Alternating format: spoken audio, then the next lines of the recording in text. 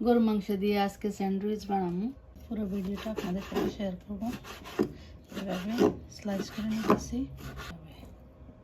আজকে স্যান্ডউইচটা কিন্তু আমি হটডগ ব্রেড দিয়ে বানাবো।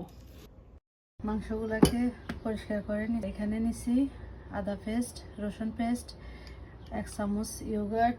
আপনারা যদি ইয়োগার্ট না দিতে চান পারবেন। লেবু দিতেছি, hot sauce, star sauce, soya sauce, paper, paprika. এটা অল্প সিজনিং দিলে হয়। জিরা একটু, স্বাদ মতন লবণ। আমি সবগুলো মশলা অ্যাড করে নিতেছি। ফ্রাই প্যানটা আমি এখন হাই হিটে দিব।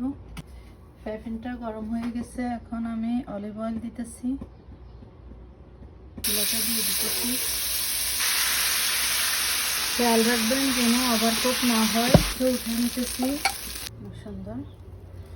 এখানে green paper, yellow paper and পেঁয়াজ। আমি এগুলো ভেজে নেব। এখন ভাজা হয়ে গেছে। এখন আমি মাংসগুলোকে দিয়ে দেব। আজকে ফার্স্ট টাইম ট্রাই করছি।